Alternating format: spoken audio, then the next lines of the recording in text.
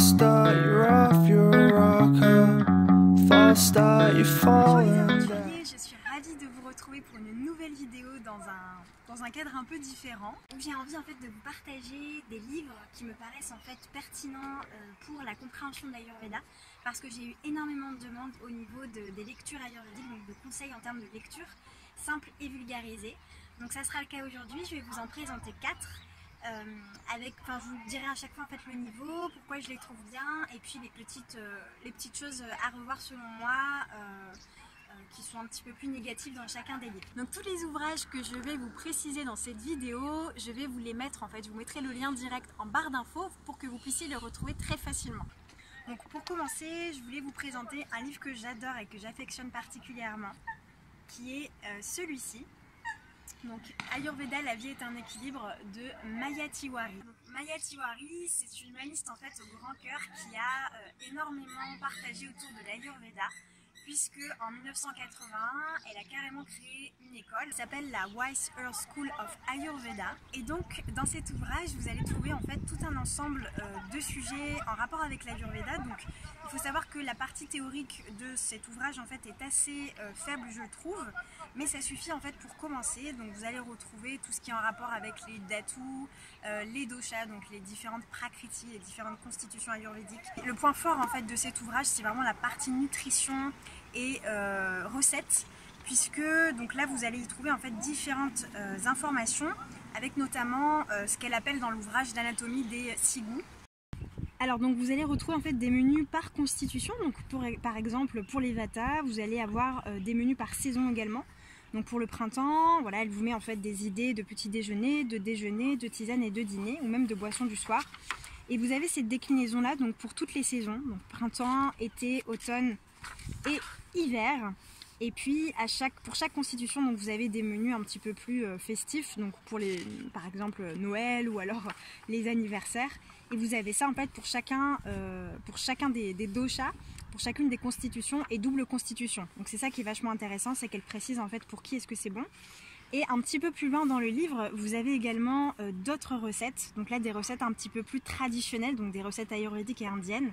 Et là, en fait, à chaque fois, elle explique pour quel type est-ce que c'est compatible. Donc là, par exemple, on a des menus un petit peu plus tridoshiques, donc qui conviennent à tout le monde.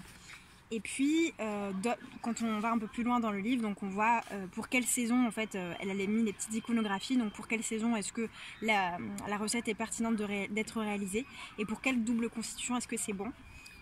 Donc voilà, ça vous allez retrouver en fait pour chaque déclinaison de recettes, et c'est vachement bien fait. Puis c'est des recettes vraiment originales pour le coup, que j'ai plaisir à refaire à la maison. Donc voilà.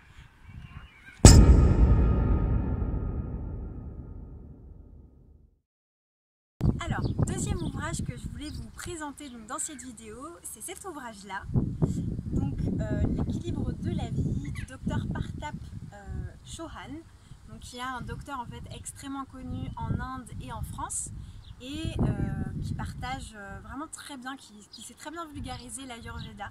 Et donc cet ouvrage, je l'aime vraiment beaucoup parce qu'il est très complet au niveau de son approche ayurvédique. Donc il y a une très belle partie théorique qui est, je trouve, assez complète au niveau de l'explication de l'Ayurveda, donc de la naissance de l'Ayurveda, au niveau de ses origines. Donc il explique très bien la création des 5 éléments, ainsi que la création de l'intelligence que l'on appelle Bodhitattva, et de l'ego que l'on appelle donc Ahamkara, et des qualités de l'esprit en fait qui découlent de ces 3 éléments. Donc les qualités de l'esprit, ce sont Sattva, Rajas et Tamas. Donc comme je vous avais promis, je vous ferai une vidéo spécifiquement dédiée à ces éléments-là. Dans l'ouvrage en fait, vous allez retrouver justement les références à ces qualités de l'esprit. Donc l'auteur les explique en fait sous forme de tableaux, donc que je vais vous montrer. Donc voici en fait comment ça s'illustre au niveau des gunas, donc de ces 3 qualités de l'esprit. Donc en fait ce sont des tableaux dans lesquels il a répertorié les différentes caractéristiques, donc pour Sattva, Rajas et Tamas. Donc c'est assez clair en fait en termes de compréhension. Et ce qui est pas mal aussi, c'est qu'il y a répertorié donc des éléments un peu plus concrets, comme par exemple les plantes, les animaux, les aliments également, donc ça c'est extrêmement important, les qualités et des activités donc, qui vont vous permettre de vraiment bien clarifier ces caractéristiques-là et permettre de vulgariser la compréhension. Il y a également une grande partie qui est dédiée donc, à l'explication en fait, des prakriti, donc des constitutions ayurvédiques. Donc il explique en fait par des tableaux les caractéristiques de chacun des 3 doshas. Et ce qui est pas mal également, c'est que il y a carrément en fait une explication pour au-delà de la caractéristique, donc pour tout ce qui est déséquilibre.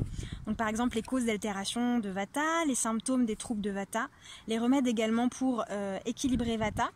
Et puis ce qu'on appelle les sous-doshas, donc qui vont nous permettre en fait de reconnaître un déséquilibre doshique. Donc là, il explique en fait la localisation de chacun des sous-doshas, les fonctions, les désordres et quelques remèdes pour les équilibrer. Et c'est ce qu'il va faire en fait pour chacun des doshas. Donc c'est extrêmement complet, j'ai trouvé ça super bien fait. Et puis c'est hyper bien synthétisé et très clair.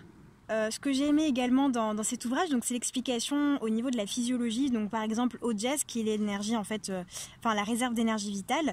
Donc il explique ce que c'est. Il explique également les différents canaux du corps, donc qui sont extrêmement importants en Ayurveda.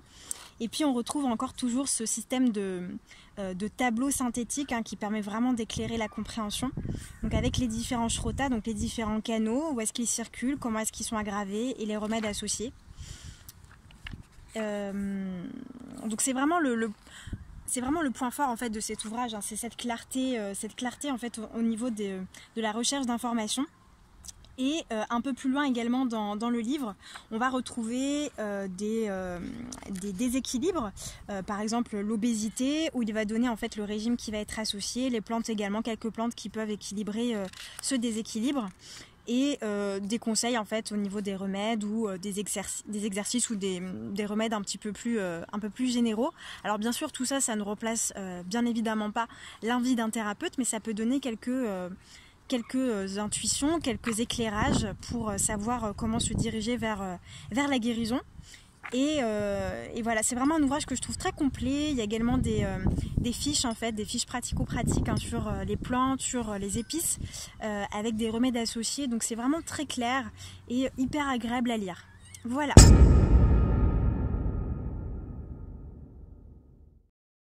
Donc troisième ouvrage que je souhaite vous partager aujourd'hui, c'est la Bible de l'Ayurveda. Donc c'est un livre en fait de Anne McIntyre, qui est un ouvrage que j'aime beaucoup parce qu'il est très agréable à feuilleter. Donc je vais vous montrer en fait des exemples de pages juste après. Mais c'est un ouvrage voilà, qui est très bien vulgarisé pour les personnes en fait, qui commencent à s'intéresser à l'Ayurveda. Donc je dirais que c'est plutôt pour les niveaux débutants. Celui que je vous ai présenté juste avant, j'ai oublié de vous préciser, mais c'est plutôt pour niveau intermédiaire, débutant intermédiaire. Donc pour les personnes qui ont quand même un petit peu avancé dans le cheminement de l'Ayurveda et qui sont familiarisées avec des termes un petit peu plus techniques. Mais celui-ci c'est vraiment pour les débutants, il n'y a aucun souci au niveau de la compréhension. Donc vous avez un grand scope qui est proposé au niveau aussi des origines de l'Ayurveda, donc qui est extrêmement intéressant à parcourir, au niveau de la philosophie ayurvédique et tout ce que ça englobe. Donc il y a encore aussi l'explication au niveau des doshas, au niveau des attributs, donc des gunas en fait, des différentes gunas qui sont expliquées également dans cet ouvrage, donc au début de l'ouvrage. Vous avez aussi des références au niveau des sous-doshas, au niveau des tissus qu'on appelle les dhatus. Donc tout ça c'est super bien expliqué. Donc pour le diagnostic de la langue qu'on appelle donc Jiva Pariksha, elle explique en fait dans cet ouvrage les différentes formes qui font référence en fait à la constitution, puisque pour chaque constitution on a une forme de langue assez particulière, et elle explique également donc les revêtements, donc les enduits en fait. Qu'est-ce que ça veut dire en fait pour chaque enduit. Donc là par exemple avec Vata, l'enduit sec, blanc, qui est plutôt blanc, plutôt mince, et qui est plutôt situé donc dans l'arrière de la langue, donc c'est-à-dire le côlon. Donc voilà, elle explique en fait concrètement ce que ça veut dire pour chacun des doshas. Et puis les caractéristiques un petit peu plus particulières, comme par exemple le sillon central. Alors il manque bien évidemment pas mal de choses. On n'a pas par exemple l'étude de la malabsorption intestinale avec le lissage de la langue, le pourtour de la langue. Il n'y a pas également la cartographie des organes sur la langue, ou également l'étude des craques ou des petits points rouges. Mais pour une première approche, c'est amplement suffisant. Donc c'est vraiment pas un ouvrage, je pense, qui est dédié aux personnes qui sont très avancées dans l'Ayurveda. Mais pour commencer, c'est vraiment très bien pour une entrée en matière. L'autre élément que j'ai adoré avec ce livre, ce sont les régimes alimentaires par dosha. Donc ça, j'ai trouvé ça super parce qu'on ne le trouve pas forcément partout non plus. Elle explique en fait donc pour chaque en fait aliment, chaque type d'aliment, chaque famille d'aliments, qu'est-ce qu'il faut plutôt préconiser ou éviter pour les doshas, donc pour équilibrer les doshas. Elle va vraiment plus loin, hein, puisqu'elle propose en fait des formulations également ayurvédiques, des tisanes et en fait ce qu'on appelle les anupanes, que je vous avais expliqué aussi dans les e-books, donc c'est-à-dire les adjuvants, ce qui va permettre de bien assimiler en profondeur les substances en fait des plantes. Et donc ça, elle le met pour chacun des doshas, donc j'ai trouvé ça super intéressant. Et ça permet vraiment d'avoir une vision très large et très synthétique également de ce qu'il faut faire ou ce qu'il faut éviter pour s'équilibrer. Donc voilà, c'est plutôt un livre frais, un livre agréable de manière générale, mais qui pour moi manque quand même un petit peu de précision, mais je pense que c'était pas son objectif premier. Je pense que son objectif premier, c'était vraiment de couvrir tous les domaines de l'Ayurveda le plus succinctement possible, et surtout de permettre aux personnes qui débutent en Ayurveda de bien comprendre les fondamentaux. Un tout petit bémol cependant pour cet ouvrage qui pour moi un petit peu entaché ma lecture, c'est la partie épices et plantes que j'ai trouvé un petit peu fouillis en fait au niveau du repérage et du fait de s'y retrouver. Voilà, j'ai trouvé ça un petit peu fouillis au niveau des terminologies, au niveau de la façon dont ça a été classé. Je trouve pas ça très agréable à parcourir en fait.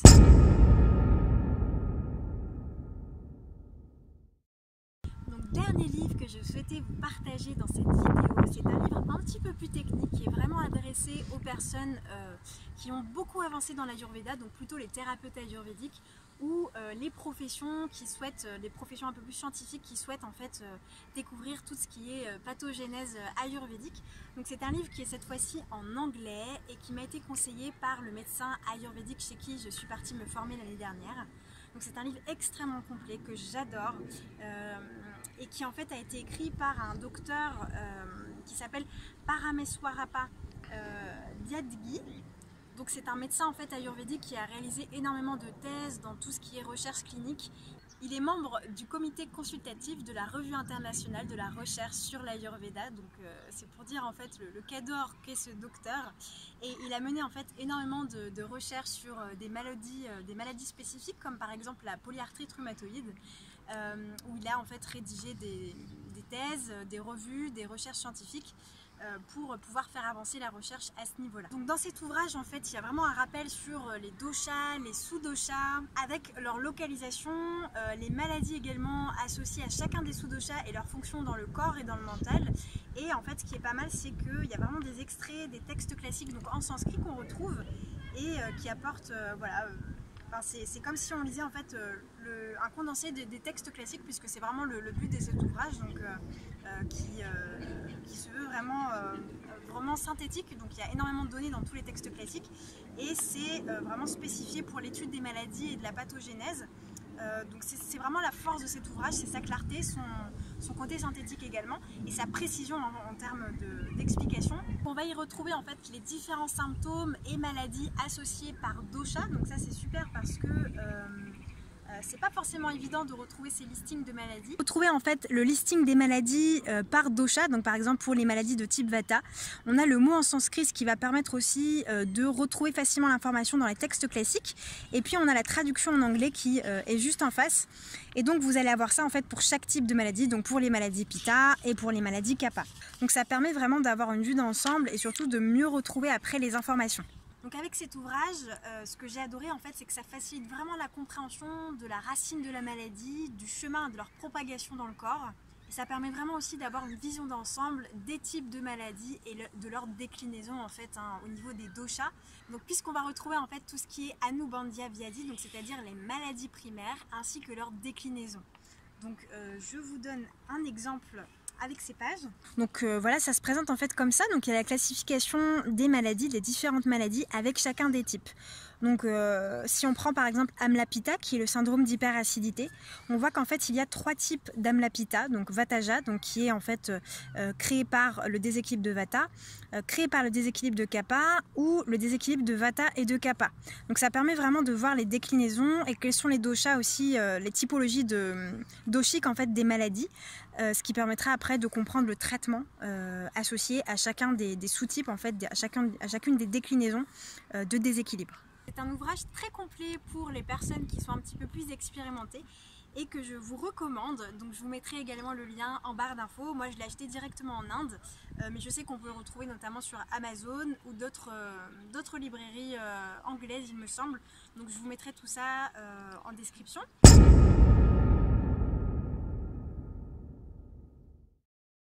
Voilà les aventuriers, donc j'espère vraiment que cette vidéo vous aura permis de découvrir des lectures ayurvédiques qui vous plairont et qui seront simples en termes de compréhension. N'hésitez pas à me dire en commentaire si ces ouvrages vous ont plu. N'hésitez pas non plus à me dire si vous souhaitez que je réalise cette fameuse vidéo sur l'alimentation et l'ayurveda pour pouvoir vous partager les caractéristiques ayurvédiques et vous permettre donc de mieux les comprendre. N'hésitez pas non plus à liker la vidéo pour me soutenir et m'aider à faire connaître la chaîne Les Aventures Vertes de Sophie. N'hésitez pas non plus à la partager avec vos proches. Quant à moi, je vous retrouve très bientôt pour une nouvelle vidéo. À bientôt les aventuriers! Découvrez mon e-book entièrement dédié à la saison de l'été de 93 pages dans lequel je vous partage un ensemble de conseils, de rituels et de recettes pour vous aider à prendre soin de vous pendant cette saison. Vous le retrouverez sur mon site internet Soins Verts de Sophie.